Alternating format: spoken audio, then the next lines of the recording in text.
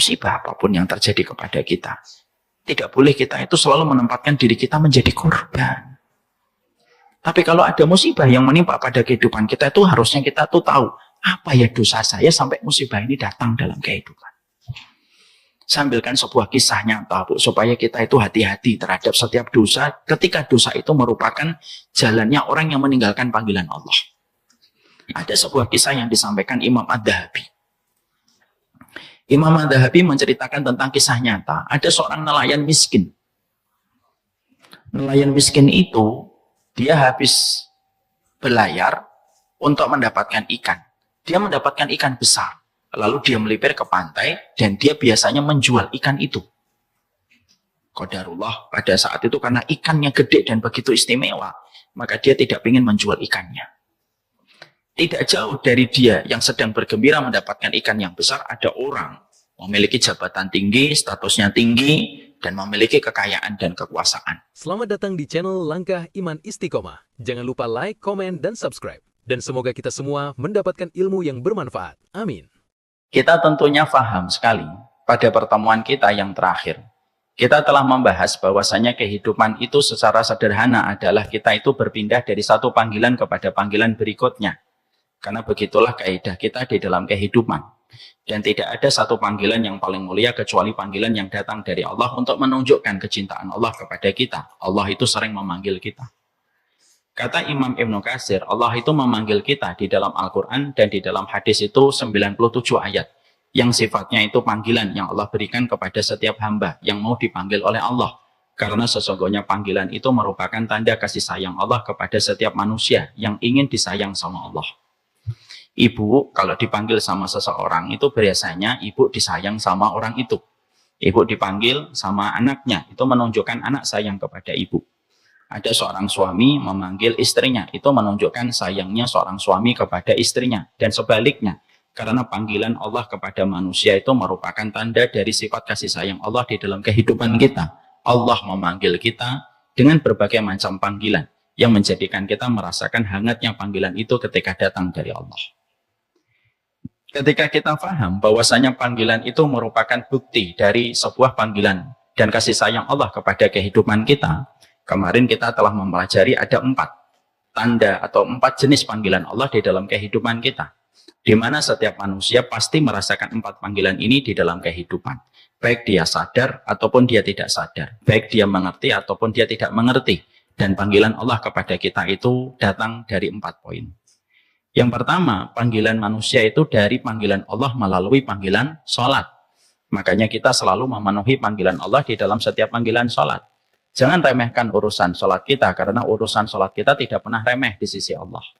Makanya sesungguhnya setiap manusia ketika mereka dipanggil oleh Allah minimal 5 kali di dalam satu harinya. Dia dipanggil oleh Allah di dalam sholat dan tidaklah orang yang memenuhi panggilan sholat.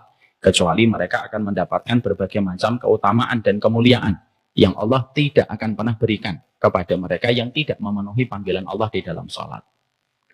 Makanya saya kemarin mengingatkan, kalau ada seorang laki-laki, ada seorang perempuan, dipanggil oleh Allah di dalam urusan sholat dan dia meremehkan urusan sholatnya, hati-hati. Allah menyampaikan kepada kita di dalam surat Maryam 31. فَخَلَفَ مِنْ بَعْدِهِمْ خَلْفٌ أَضَاعُوا الصَّلَاةَ وَاتَّبَعُوا الشَّهَوَاتِ. Tidaklah satu kaum ketika mereka sudah meremehkan urusan sholat, kecuali mereka pasti mengikuti syahwat. Dan apa yang terjadi? Tidaklah terjadi masifnya kasus perzinahan, kecuali para ulama mengatakan dimulai dari urusan sholat yang berantakan. Makanya maaf ya Ibu, kalau ada manusia, dia melakukan tindakan melampaui batas, tapi setidaknya dia masih menjaga 2, dia baik sama ibunya dan dia masih sholat. Saya masih berhusnudzon orang ini akan kembali kepada Allah pada waktunya ketika nanti di masa mendatang. Tapi kalau biasanya pada 2 ini sudah hilang, biasanya kalau sudah berbuat jahat akan dibawa sampai mati. Apa yang kalau dia masih melakukan sholat? Kalau dia masih sholat, walaupun dia bermaksiat, kalaupun dia masih berbuat baik sama ibunya dan bapaknya, terutama kepada ibunya, satu waktu kemaksiatan yang dilakukan akan ditinggalkan. Karena perbuatan baik yang dia berikan kepada ibunya akan menjadi sebab keberkahan, Allah mencabutnya dari lingkaran kemaksiatan yang dia lakukan dan dia kerjakan. Saya pada bulan lalu saya menyampaikan kepada ibu, saya punya kenalan seorang laki-laki melakukan semua dosa-dosa besar, tapi dia baik sama ibunya. Dan dia memprioritaskan ibunya. Saya khusnudon, satu saat bapak ini akan tobat sama Allah. Dan betul, saya dapati bapak itu akhirnya tobat dan akhirnya hari ini betul-betul mengkoreksi kehidupan dan berjalan pada perjalanan hijrah dan taatnya. Makanya Masya Allah kalau kita sampaikan kepada anak kita, nak, taatlah kamu kepada ibu, itu bukan karena ibu haus dengan takzimmu dan tidak pernah cukup dengan baktimu. Enggak. Kalaupun kamu harus berbuat baik sama ibumu, nak, karena kebaikan kamu di dunia dan kebaikan kamu di akhirat tergantung bagaimana takzim kamu dan bakti kamu kepada ibu. Walaupun ibu tidak minta pamrih atas apa yang ibu lakukan kepada dirimu. Makanya saya sering berkata dalam banyak kesempatan ibu. Saya itu kalau dibentak sama anak, saya itu biasanya kadang diam dan tidak membalas. Tapi kalau ada anak saya, bentak ibunya, saya lebih marah daripada mereka membentak saya. Dan anak-anak saya itu paham betul. Dan ingat betul, setiap mereka kepleset, bentak ibunya, karena mungkin ada mainan yang tidak mereka dapatkan gitu. Maka mereka paham betul, saya akan lebih marah. Dan saya berkata, kalian sekalinya membentak ibumu, 1000 kebaikan di masa mendatang padam seketika ketika sudah membentak seorang ibu. Makanya itulah yang menjadikan kita kembali kepada poin yang pertama. Poin yang pertama, bahwasanya panggilan Allah itu adalah panggilan di dalam sholat. Makanya saya kemarin sampaikan dan saya akan terus ingatkan, kalau ibu mendapati sudah punya anak laki-laki, kalau tidak rapi sholatnya, walaupun dia balik, tolong dicek handphonenya, diperiksa historinya. Karena apa? Karena Allah sudah jelas mengatakan, Allahus sholata wattaba'u syahwat. Kalau sudah ngeremehkan sholat, hukuman pertama itu diperbudak oleh syahwatnya. Makanya maaf ya ibu, saya banyak sekali kedatangan orang ke kantor dakwah kita. Dan hampir 60% bercerita tentang persoalan rumah tangga. Dan di antara 60% itu hampir 40%-nya karena kasus perselingkuhan yang disertai dengan perzinahan. Dan setiap saya nanya, bapak yang berzina, yang semoga Allah rahmati mereka, saya selalu tanya, bagaimana Pak hubungannya dengan sholat? Di situ saya mendapatkan benang merahnya. Hampir rata-rata laki-laki yang berzina, berantakan sholatnya. Makanya perhatikanlah masalah ini. Makanya inilah yang menjadikan kita paham kenapa kita harus tegas ketika kita mendidik anak kita di dalam sholat. Kenapa kalau anak kita tidak puasa, kita tidak boleh memukul. Anak kita kalau tidak mau diajak umroh, kita tidak boleh mukul. Tapi kenapa kalau anak kita 10 tahun tidak sholat, kita diperbolehkan untuk memukul?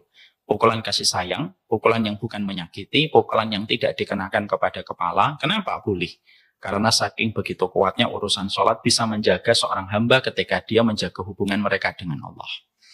Makanya masalah sholat itu masalah besar, bukan masalah sepele. Makanya Umar bin Khattab itu mengatakan, idza duyi'atis sholat, fakanat lima siwaha adiyah. Sesungguhnya siapapun yang sudah meremehkan urusan sholatnya, pasti urusan yang lainnya akan dia sepelekan. Urusan syahwat, urusan zina akan diremehkan. Sejak kapan? Ketika dia sudah meremehkan urusan sholatnya. Makanya ibu, kalau nanti memberitahu sama suami, beritahukanlah kepada suami, bang, datanglah ke masjid. Bukan untuk saya, tapi untuk kebaikan hidupmu. Saya tidak bisa mengawasimu 24 jam. Dan aku tidak tahu apa fitnah dan syahwat yang bisa datang menggodamu di masa mendatang. Cukuplah aku lihat kamu sholat, cukuplah aku tenang ketika aku melihat keberadaanmu di antara jamaah-jamaah di masjid. Jangan sampai bang kepintaranmu menjadikan namamu tidak pernah diabsen di masjid rumahnya Allah. Jangan sampai ketika kamu memiliki pencapaian karir yang tinggi, tapi aku tidak menjumpai karirmu itu mendorong kamu datang ke masjid. Suruh ke masjid pelan-pelan dengan hati yang baik. Dan jadikan suami kita menempel kelingking kakinya dengan kelingking kaki anak kita.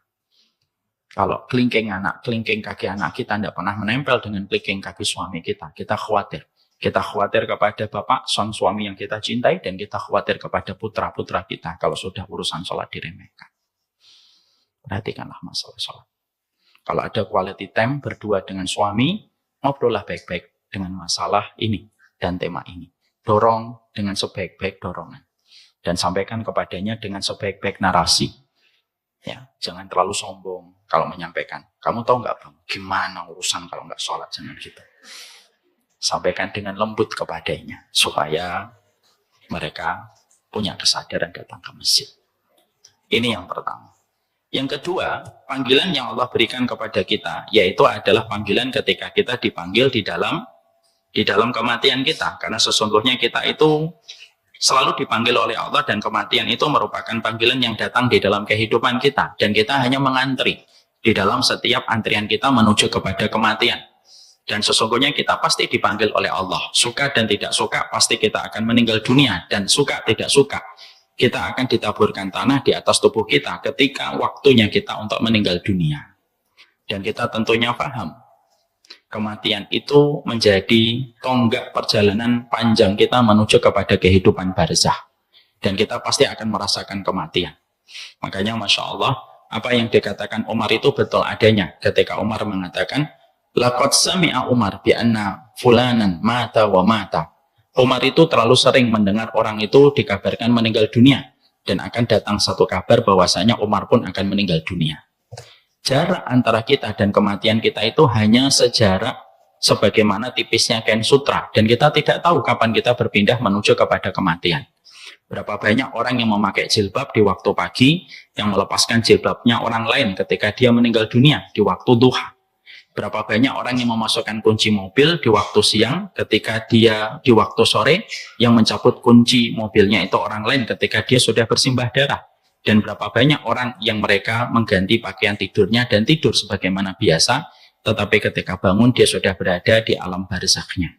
Karena sesungguhnya kematian itu merupakan sebuah kepastian yang akan datang di dalam kehidupan kita. Dan kita sebenarnya sedang menunggu panggilan yang kedua, yaitu panggilan tentang kematian.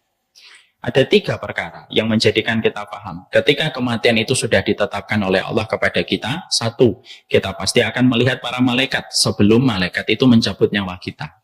Makanya kita mendapati dalam hadis yang panjang, dalam riwayatnya Bara' bin Azib. Dalam riwayatnya Bara' bin Azib, Nabi mengatakan, idza kana al-mu'min fi inqita'in minad dunya nazala ilaihim malaikatum minal malaikah. Kalau orang itu akan meninggal dunia, datang kepadanya para malaikat. Kalau yang dicabut itu nyawa orang yang beriman, malaikat membawa 2 barang. Kafanun min akfanil jannah wa hanutum min khunutil miski. Dia membawa minyak wangi dari surga dan kain kafan dari surga. Fajalasu indamutil basar. Maka para malaikat itu akan duduk sejauh mata orang yang akan meninggal dunia memandang. Makanya sering kan kita lihat orang yang akan meninggal dunia begini. Kenapa tidak melihat ke bawah? Kalau melihat ke bawah namanya mencari handphone yang jatuh. Dia kadang-kadang dia ditanya, bu, gitu. Dia tetap melihat ke atas. Dan malaikat itu nanti serombongan tersebut, maka yang datang satu yaitu malaikat maut dan duduk di atas kepala seseorang ketika akan meninggal dunia. Makanya tidaklah seseorang ketika meninggal dunia kecuali yang pertama kali dingin adalah telapak kakinya. Itu fakta yang pertama. Yang kedua, fakta yang kedua itu adalah ketika kita akan meninggal dunia didatangi oleh para syaitan untuk menggelincirkan kita untuk terakhir kalinya. Pertempuran terakhirnya setan kepada manusia terjadi ketika seseorang dalam kondisi sakaratul maut. Itu disebut dengan last battle-nya.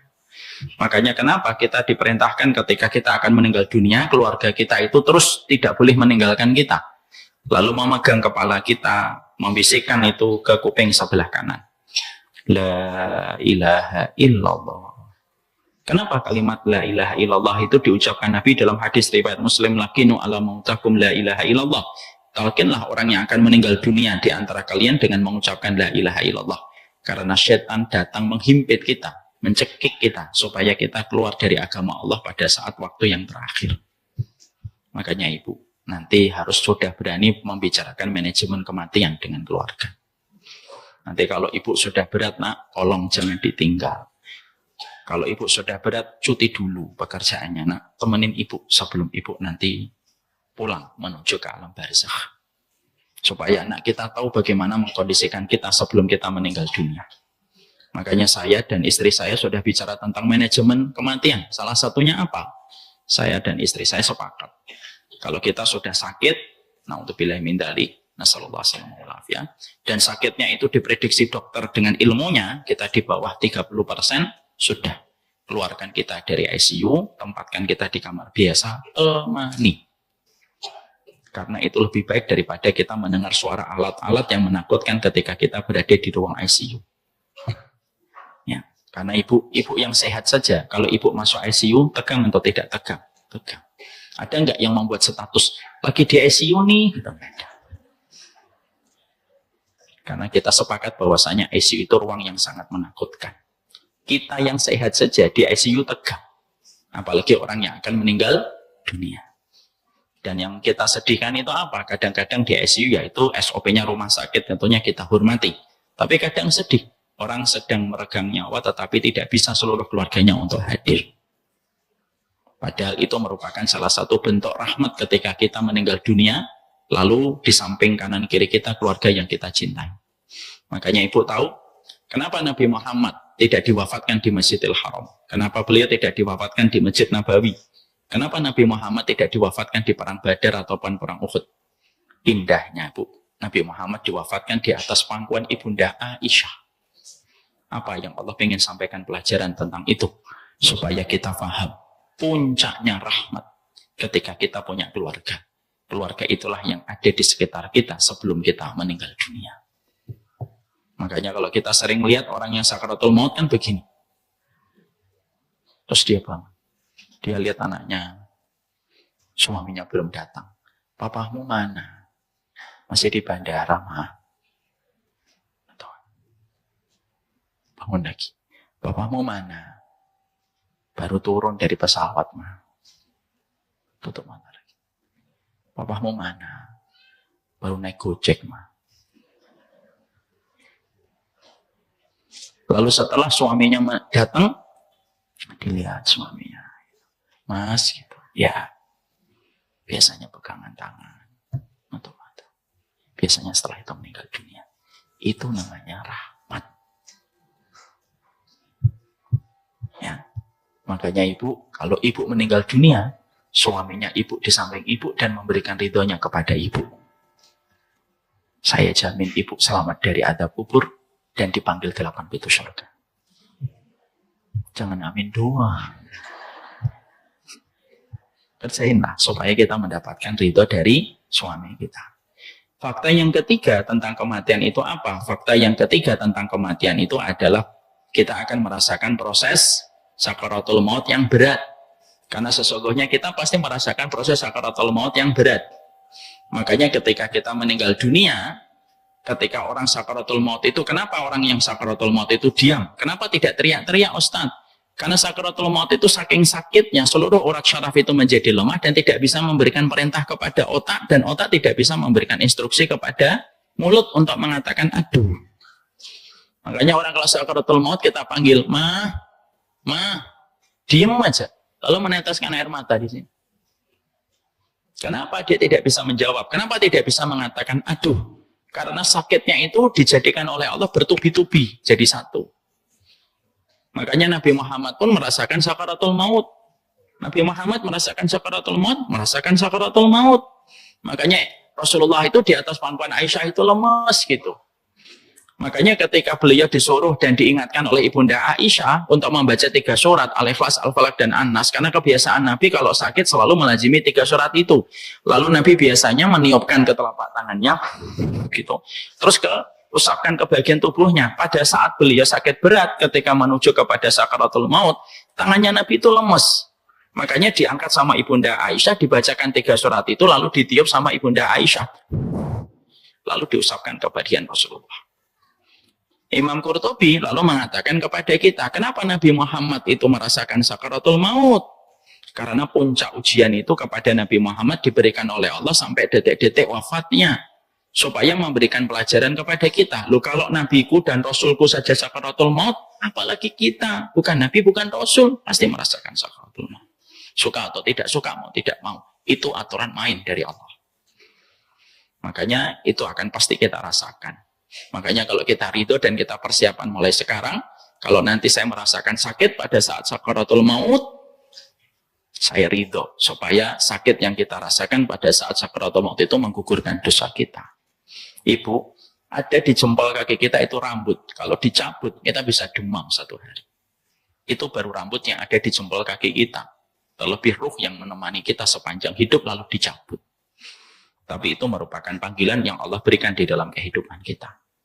Kita siap-siap untuk dipanggil oleh Allah di dalam kehidupan.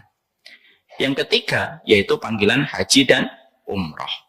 Kita tentunya dipanggil oleh Allah ketika kita dipanggil olehnya di dalam panggilan haji dan umroh. Dan sesungguhnya haji dan umroh, pahalanya itu berdasarkan kepada pengorbanan yang kita rasakan dan biaya yang kita keluarkan. Innama ajruki ala nafaqataki wa nasabaki ya Aisyah.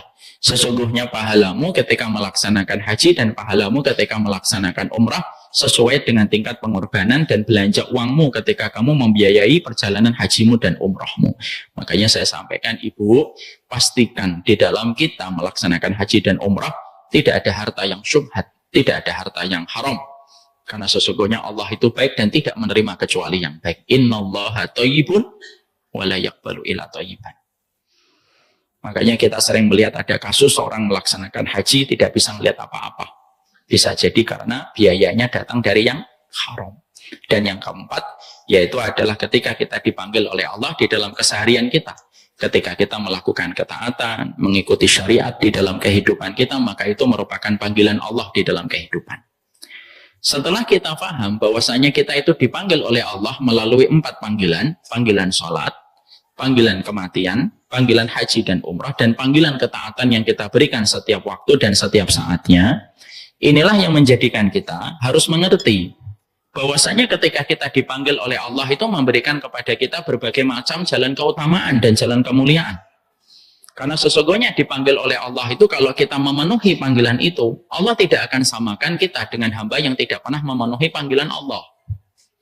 Sebagaimana sebuah analogi yang sederhana, bahwasanya ketika kita memanggil seseorang, lalu orang itu tidak kunjung datang kepada kita, maka hadiah yang kita persiapkan kepadanya tidak urung, atau urung kita berikan kepadanya ketika dia tidak memenuhi panggilan kita.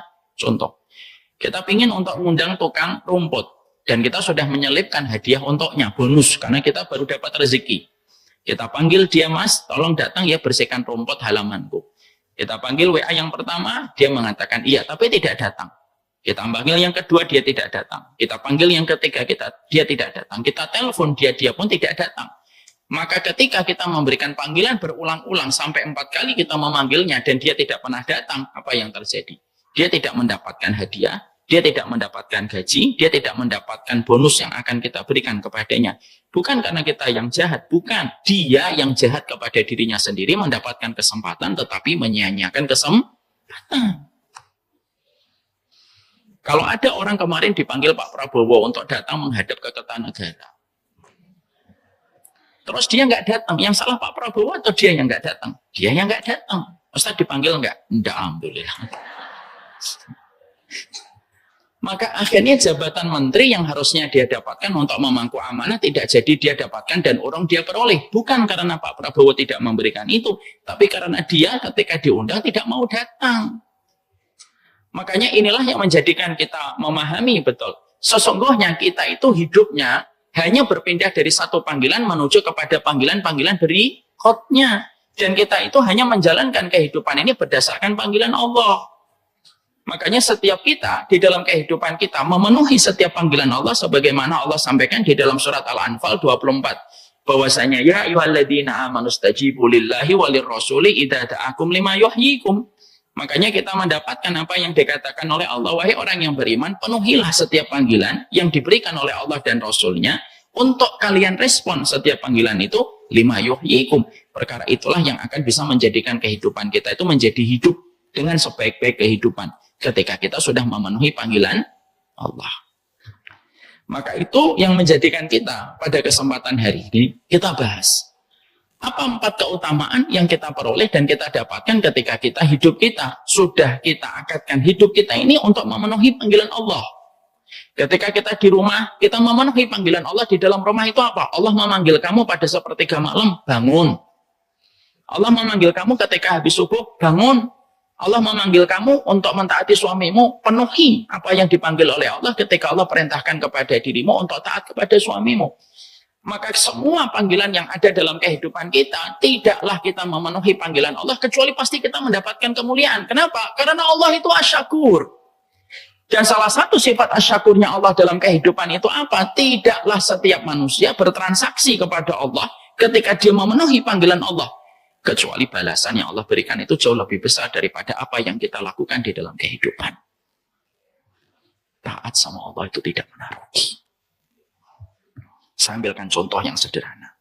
Ibu paham tentang sholat sunnah fajar? Tahu sholat sunnah fajar? Sholat sunnah fajar yang kita lakukan 2 rakaat sebelum kita melaksanakan sholat subuh, itu keutamanya besar atau kecil? Besar.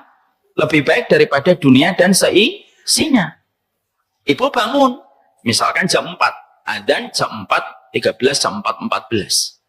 Maka ibu ketika berkumandang adzan, ibu penuhi panggilan. Ya Allah, saya penuhi panggilanmu untuk melaksanakan sholat sunnah dulu sebelum melaksanakan sholat subuh. Sholat sunnah fajar. Sholat sunnah fajar itu dikatakan oleh Imam Nawawi, sholat sunnah fajar itu sholat yang paling ringan yang dilakukan Nabi itu sholat sunnah fajar. Dan paling ringkes yang dilakukan Nabi itu sholat sunnah fajar. Makanya sampai Ibunda Aisyah itu pernah mengatakan di dalam salah satu riwayat, aku kalau melihat Nabi melakukan sholat sunnah fajar, aku tuh menyangka seakan-akan Nabi itu tidak membaca Al-Fatihah. Karena saking cepatnya dan ringkasnya beliau kalau berdiri ketika melaksanakan sholat sunnah fajar. Makanya sunnahnya kalau kita sholat sunnah fajar itu apa? Kita ini kalau sholat sunnah fajar itu, rakaat yang pertama membaca Al-Kafirun, rakaat yang kedua membaca Al-Ikhlas. Ya. Rakaat pertama tidak usah membaca Al-Baqarah. Ya. Pertama tidak hafal, yang kedua tidak sesuai sunnah.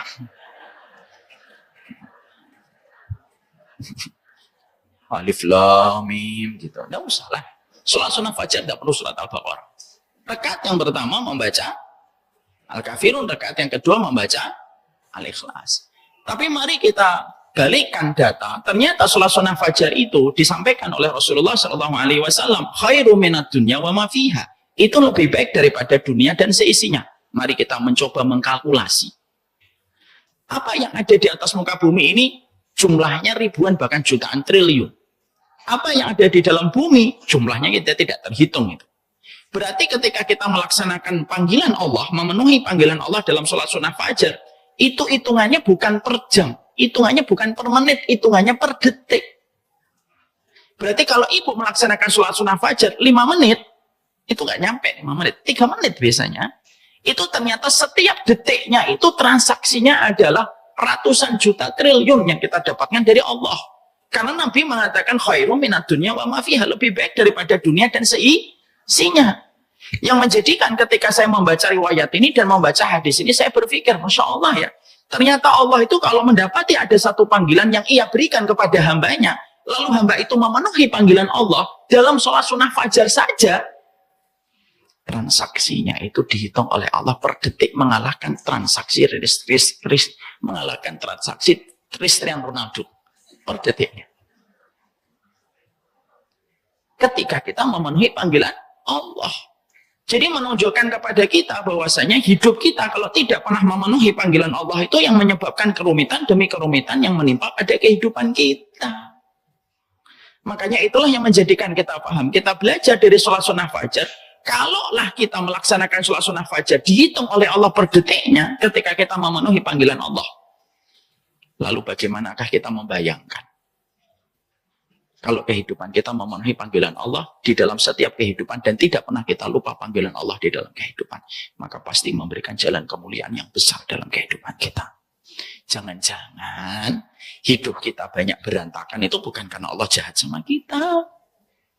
Tapi jangan-jangan hidup kita berantakan karena kita tidak pernah memenuhi panggilan Allah yang akhirnya kita jauh dari Allah dan akhirnya membenturkan kita dengan masalah. Saya ambilkan contoh lagi satu, Bu. Sebelum kita bahas satu persatu kemuliaan yang Allah berikan ketika kita memenuhi panggilan Allah. Dalil dalam satu riwayat Muslim. Ibu tahu Nabi Sulaiman itu memiliki 100 istri. Udah, nggak usah dikomentari. Sudah. Nabi itu, jangan dikomentari. Maka Nabi Sulaiman itu memiliki 100 istri. Lalu beliau berkata pada satu hari, saya akan mencampuri seluruh istri saya malam ini.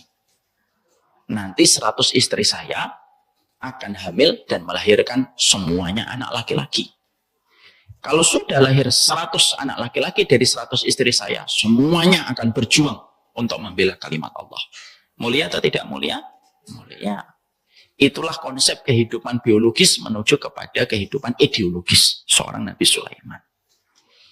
Cuma Nabi Sulaiman pada saat itu lupa mengatakan insya Allah.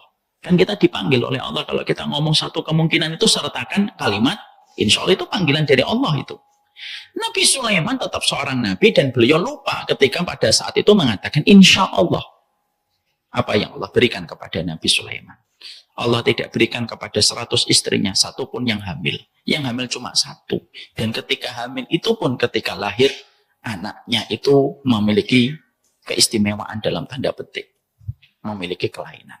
Lalu Nabi Muhammad itu berkata, kalaulah Nabi Sulaiman pada saat mengucapkan kalimat itu mengatakan insya Allah, Allah akan berikan kepada Nabi Sulaiman 100 anak. 100-100-nya anak laki-laki dan 100-100-nya akan berjuang untuk membela kalimat Allah. Apa yang kita dapatkan insight-nya dan message dari kisah Nabi Sulaiman. Kalau hanya memenuhi panggilan Allah mengatakan insya Allah bisa membentuk dampak perubahan di masa mendatang. Sedemikian dahsyatnya ketika mengatakan insya Allah. Ibu bisa bayangkan nggak kalau kehidupan kita teratur sesuai dengan aturan Allah. Tidak mungkin Allah menyanyiakan orang yang selalu memenuhi panggilannya. Dan itulah yang menjadikan kita paham. Itulah yang menjadikan kita memahami bahwasanya panggilan Allah itu bukan sesuatu yang biasa. Sekarang, mari kita bahas satu persatu. Apa yang kita akan dapatkan ketika kita memenuhi panggilan Allah? Yang sudah kita bahas pada pertemuan kita sebelumnya. Sesungguhnya memenuhi panggilan Allah di dalam kehidupan kita itu pastinya memberikan kepada kita ketenangan.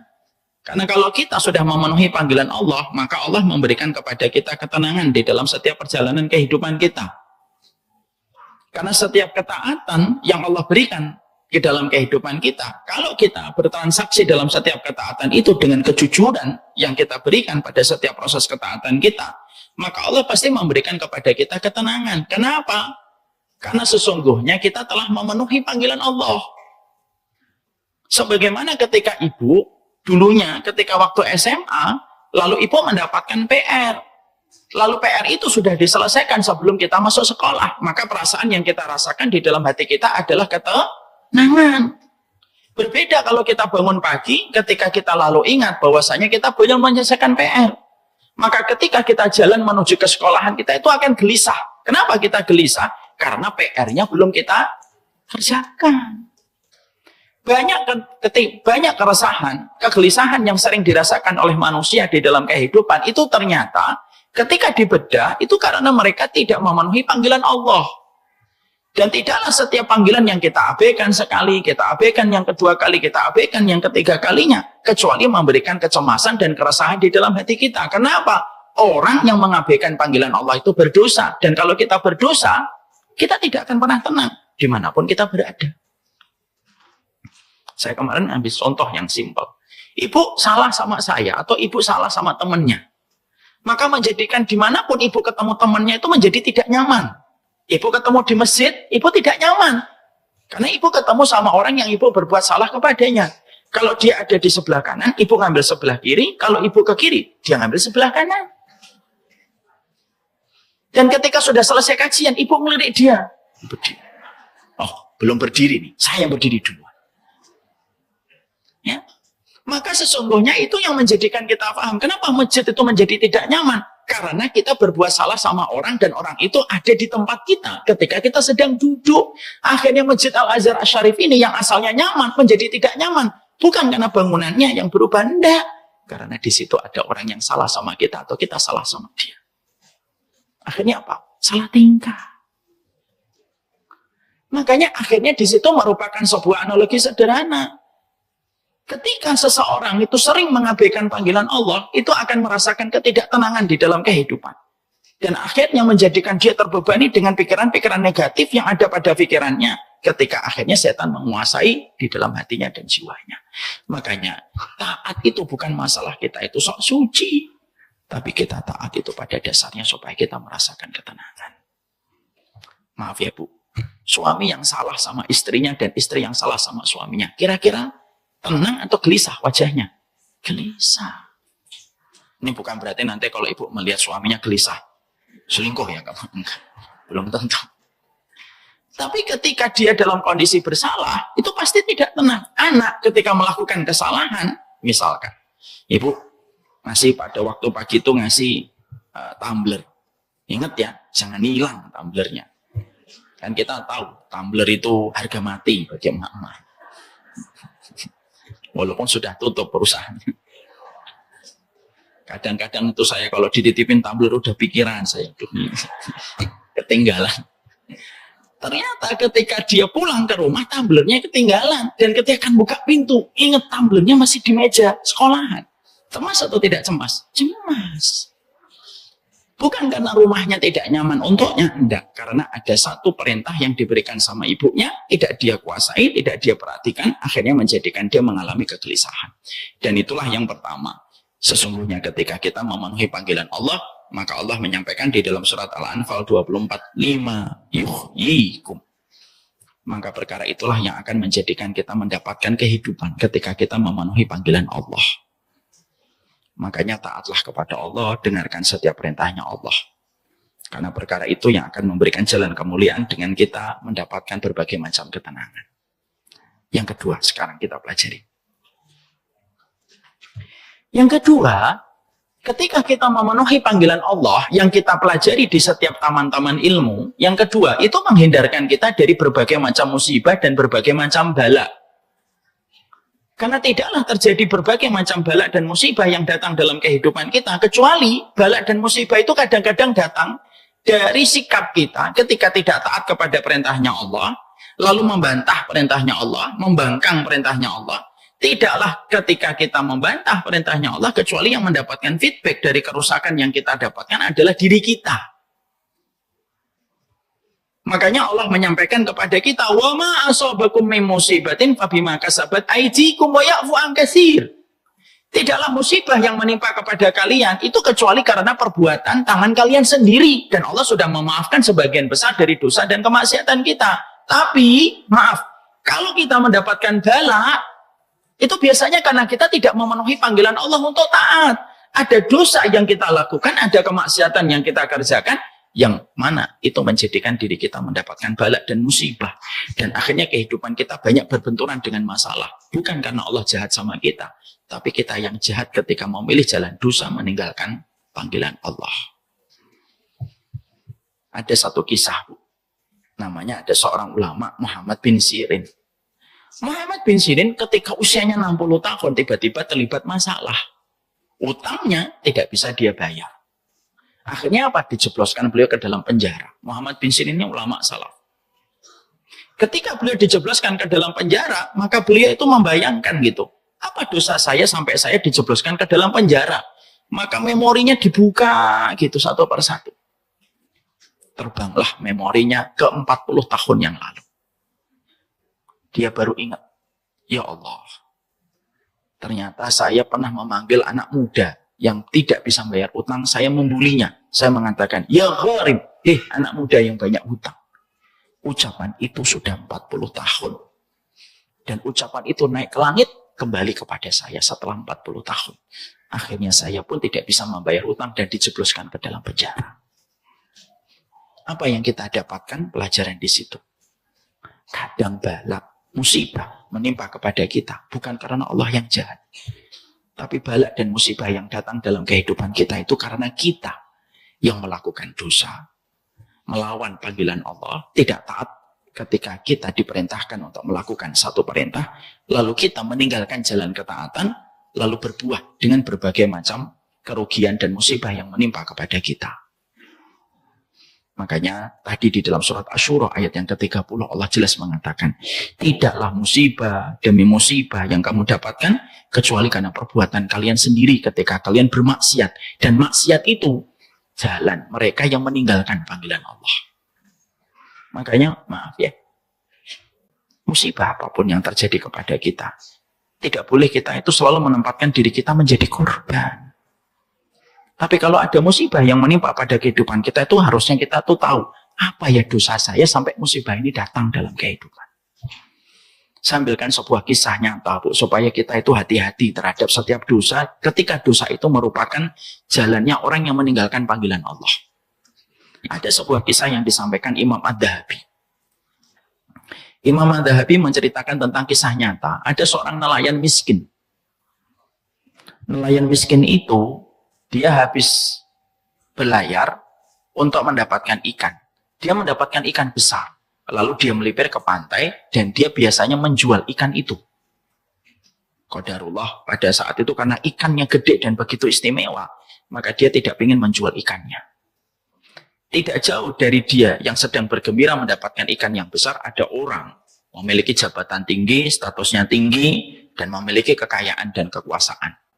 Dia melihat ikan itu dibawa sama seorang nelayan.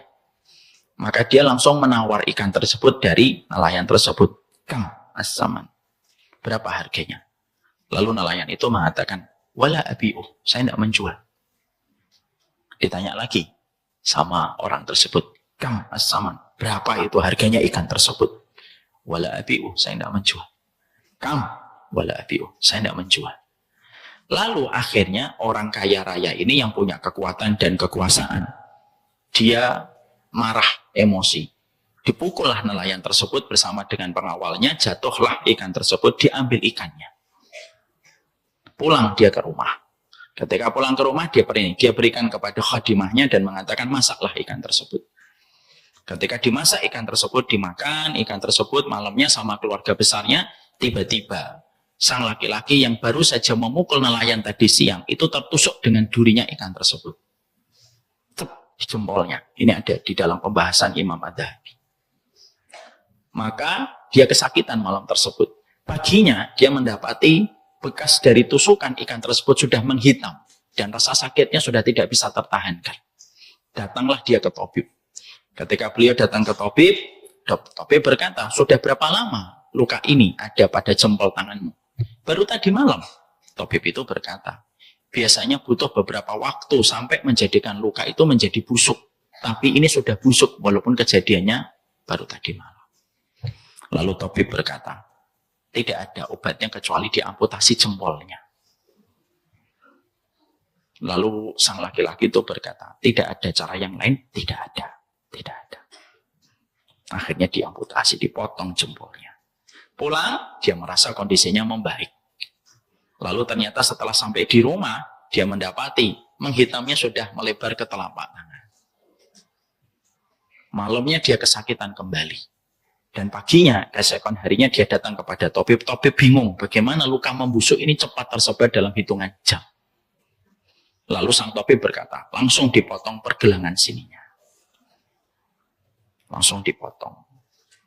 Selesai, pulang, ternyata baru sebentar dia meletakkan tangannya sudah ada menghitam di ujung tangannya itu. Dan itu melebar ke atas. Datanglah kepada sang tabib berikutnya. Dan sang tabib kebingungan dengan kasus yang dia dapatkan. Sang tabib berkata kembali, dipotong sampai sikunya. Potong sampai sikunya. Pada saat laki-laki ini datang ke rumah tabib berkali-kali, ada tetangganya sang tabib, orang yang solih lagi berilmu. Dia berpikir, orang itu kenapa setiap datang ke tempatnya tabib, selalu ada yang diamputasi dari tangannya. Datang berikutnya, sudah sampai sini dipotongnya. Lalu dipanggillah sama tetangga yang soleh itu. Masya Allah.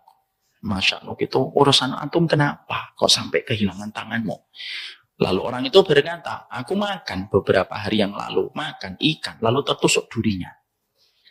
Perhatikan Bu, orang soleh itu kan mereka bisa melihat dengan basirahnya. Lalu orang soleh itu berkata, kamu dapatkan ikan dari mana? Dari nelayan. Berapa harganya?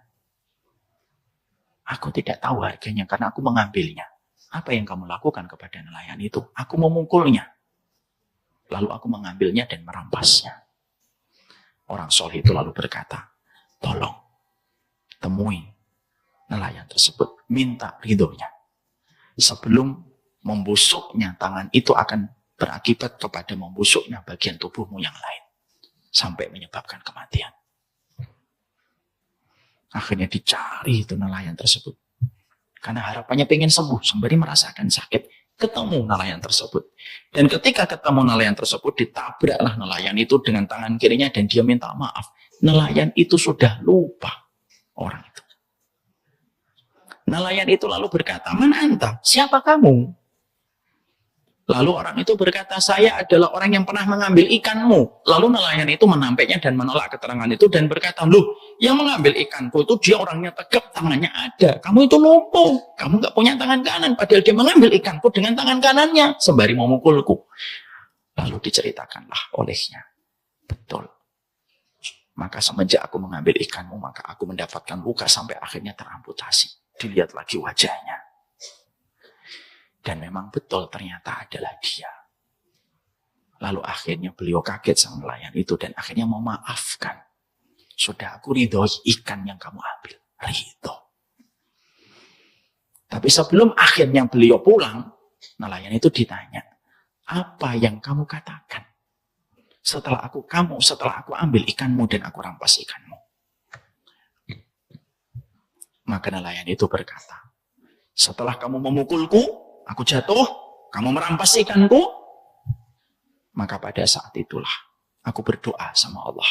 Doaku adalah, Allahumma hada abduka taqawwa alayya ala dha'fi wa akhadha minni mimma razaqtani. Farini qudrataka. Artinya adalah, ya Allah, ini hambamu sok jagoan di atas kelemahanku. Memukulku, menamparku, dan mengambil rezeki yang telah engkau berikan kepadaku. Lalu ditutup dengan closing yang menegangkan. Farini qudrataka. Tolong tunjukkan ya Allah kuasamu. Ini kalau sinetron biasanya ada halilintar biar gitu.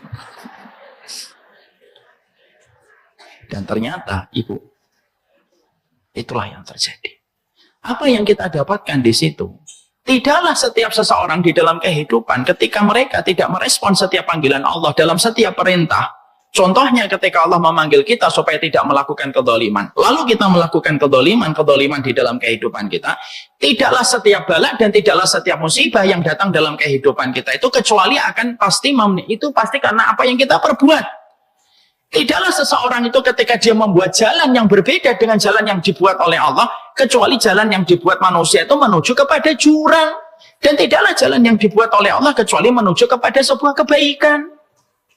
Makanya akhirnya yang kita dapatkan dalam kehidupan, kalaupun kita tidak mau memenuhi panggilan Allah, mangga silahkan. Tapi konsekuensi yang harus kita bayar pada kehidupan kita terlalu mahal.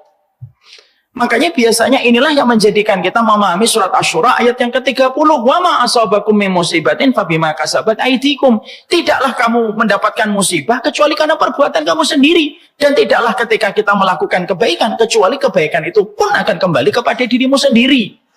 Makanya ketika ada jalan ketaatan yang kita lakukan, lalu kita kerjakan jalan ketaatan itu, kecuali semua kebaikan akan kita peroleh sesuai dengan jalan ketaatan yang kita lakukan.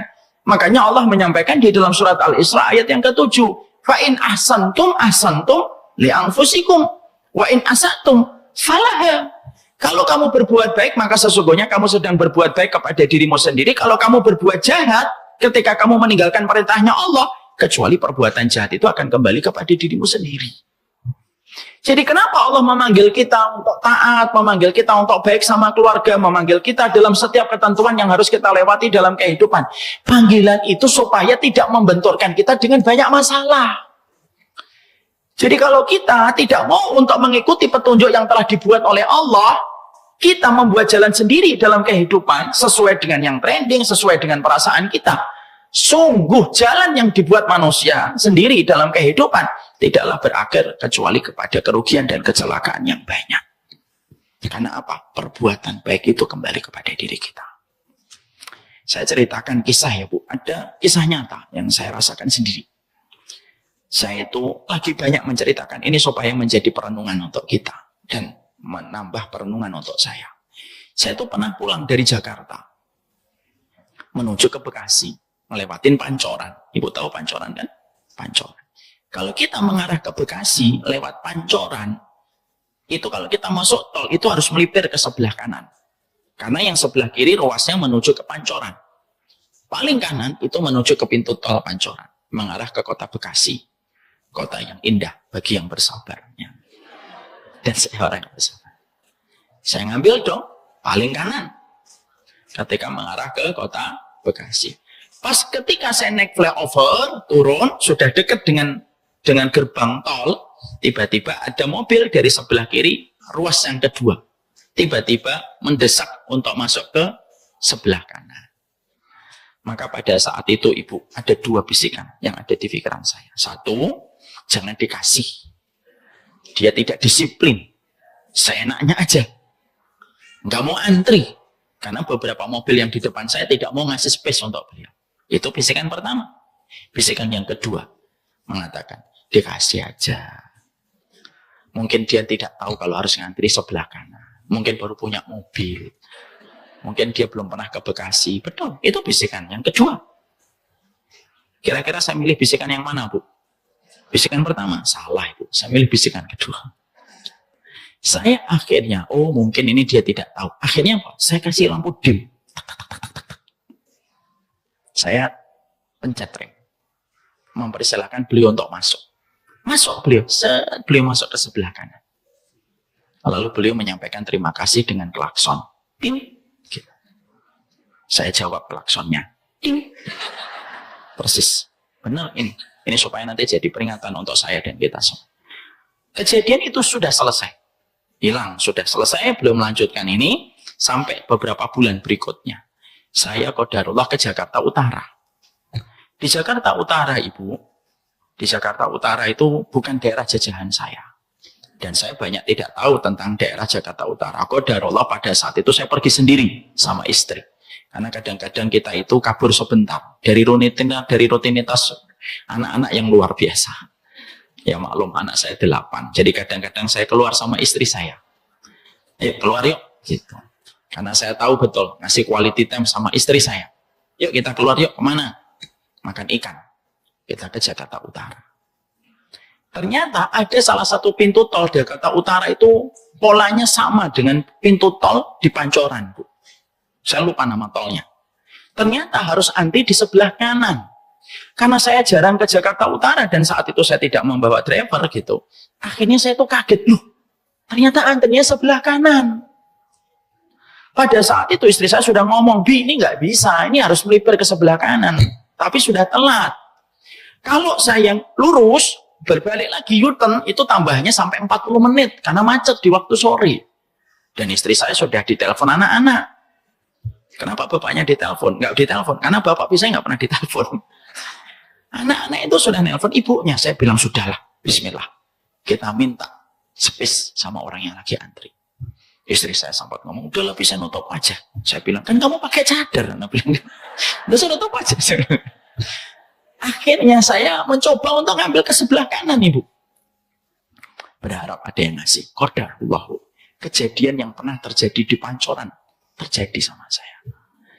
Ketika saya ngambil mau sebelah kanan, tiba-tiba ada orang ngasih dim. Loh, saya kaget. Loh, dikasih saya. Masuk saya, set gitu, ke sebelah kanan. Saya akhirnya pengen menyampaikan terima kasih. Kan nggak mungkin, woi terima kasih ya. Nggak mungkin, ya. Saya kasih dengan klakson, ting, gitu. Loh, persis dijawabnya, ting, gitu. Benar ini, Bu. Demi Allah ini. Apa yang kita dapatkan dari pelajaran itu? Betul katanya Allah. In ahsantum li anfusikum wa in asatum falaha. Kalau kamu berbuat baik itu sebenarnya kamu sedang mengatur algoritma kebaikan datang dalam teras kehidupanmu. Tidaklah kamu berbuat jahat ketika kamu tidak penuhi panggilan Allah. Kecuali kejahatan itu pun akan kembali kepada diri kita. Makanya yang kedua, kenapa kita penuhi panggilan Allah? Karena setiap kita memenuhi panggilan Allah, di situ ada jalan ketaatan. Memberikan kepada kita ketenangan, menghentikan kita dari berbagai macam musibah dan bala. Kenapa? Musibah dan bala itu terjadi karena kemaksiatan yang kita lakukan ketika kita tidak taat kepada perintahnya Allah. Ada kejadian, ada salah satu jamaah keluarga saya bercerita, dia punya orang tua. Orang tuanya sukses, Bu, dengan bisnisnya. Qadarullah. Lalu beliau tidak memenuhi panggilan Allah untuk menjaga kehormatan dirinya. Beliau berselingkuh dan berzina. Ketahuan sama istrinya. Ketika ketahuan sama istrinya, yang beliau itu notabene adalah ibu dari jamaah saya, lalu ibu saya mengatakan pada saat itu, demi Allah ya, saya tidak ridho dengan apa yang telah kamu perbuat.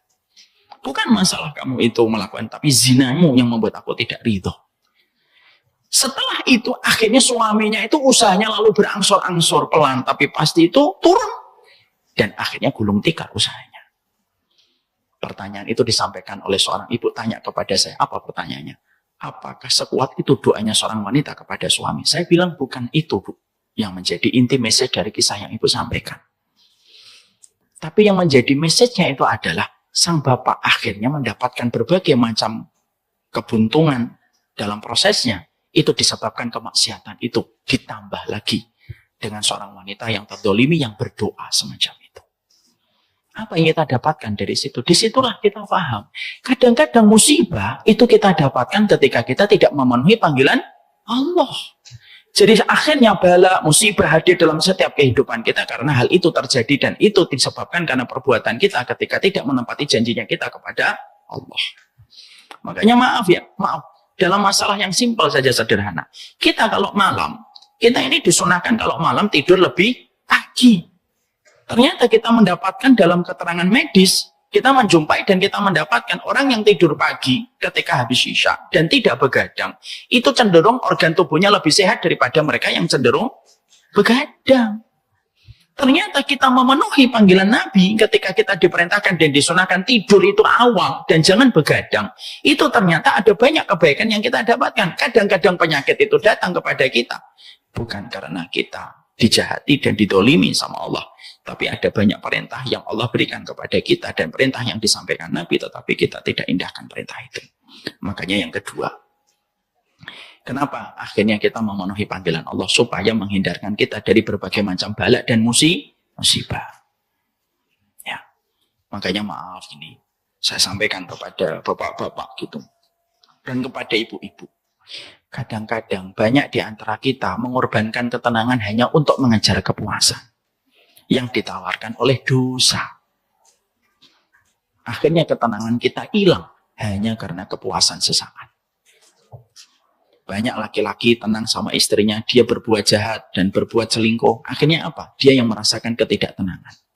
Wanita ketika dia di dalam kehidupannya, lalu dia selingkuh, akhirnya apa? Hilang ketenangan di dalam kehidupan. Hilangnya ketenangan dalam kehidupan itu biasanya karena perbuatan dosa ketika tidak memenuhi janji kita kepada Allah. Itu yang kedua. Yang ketiga, Allah menyampaikan kepada kita bahwasanya yang ketiga, orang yang mereka itu memberikan jalan ketaatan dalam hidupnya itu apa? Allah akan mengingatnya dan dia akan dibersamai oleh Allah di dalam berbagai macam keberkahan hidupnya. Kisah horor yang paling menakutkan itu adalah ada di dalam surat At-Taubah 67. Ya, nasullaha fanasiyahu. Tidaklah mereka melupakan Allah dan Allah pun melupakan mereka. Jadi ketika kita memenuhi panggilan Allah dalam setiap perjalanan kehidupan yang kita jalani, dalam setiap lini, dalam setiap episode yang kita dapatkan dalam kehidupan kita, orang yang mengingat Allah menjadikan Allah akan mengingatnya. Tapi siapapun yang lupa kepada Allah, nasullaha fanasiyahu. Tidaklah seseorang itu lupa kepada Allah, tidak memenuhi panggilan-panggilan Allah, fanasiyahum, Allah pun akan melupakan mereka. Dan kalau sudah dilupakan oleh Allah, bagaimana kita bisa mendapatkan kekuatan dan pertolongan pada kehidupan kita kalau Allah itu sudah melupakan kita? Para ahli tafsir ketika menafsirkan surat At-Taubah 67 itu mengatakan kepada kita, nasullah, mereka melupakan Allah. Gimana konteksnya melupakan Allah? Tidak pernah sama sekali tergerak untuk memenuhi panggilan-panggilan Allah. Ada mushaf yang sudah berbulu. Ada sajadah yang sudah tidak pernah disolatin. Ada banyak Quran yang tidak banyak kita baca dan kita kaji. Tidaklah seseorang itu melupakan Allah, kecuali Allah pasti melupakan mereka. Makanya kalau sudah dilupakan oleh Allah, tidak akan kita mendapatkan energi dan keberkahan dalam setiap persoalan kehidupan kita. Makanya yang ketiga, satu kisah paling horor yang terjadi pada kehidupan manusia itu ketika mereka dilupakan oleh Allah. Kapan? Ketika tidak sama sekali mengingat Allah.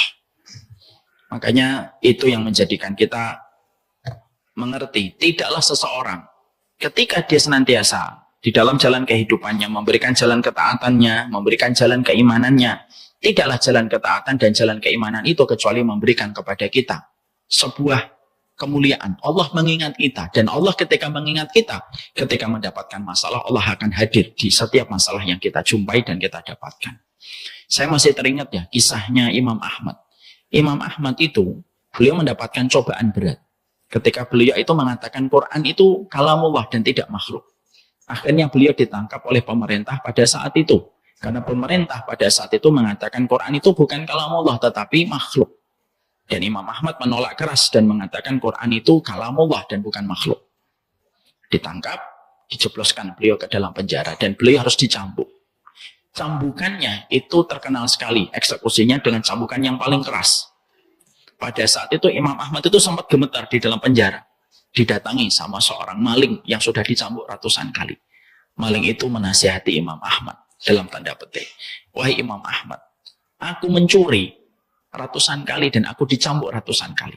Dan aku bersabar terhadap jalan kemaksiatanku. Maka engkau adalah ulama kami dan engkau berjalan di atas kebenaran. Harusnya engkau lebih bersabar daripada kami. Ucapan maling itu menghujam ke dalam hatinya Imam Ahmad. Akhirnya Imam Ahmad itu kuat. Dan ketika beliau dieksekusi, beliau ditempatkan di satu tempat, lalu disaksikan banyak orang. Karena Imam Ahmad itu ulama besar. Sekalinya beliau itu mengisi minimal 5.000 orang yang menyaksikan kajian beliau. Ketika beliau dieksekusi dengan cambukan, ada salah satu cambukannya. Itu mengenai kepada tali kolornya Imam Ahmad. Dan hampir-hampir Imam Ahmad itu melorot celananya dan memperlihatkan auratnya Imam Ahmad.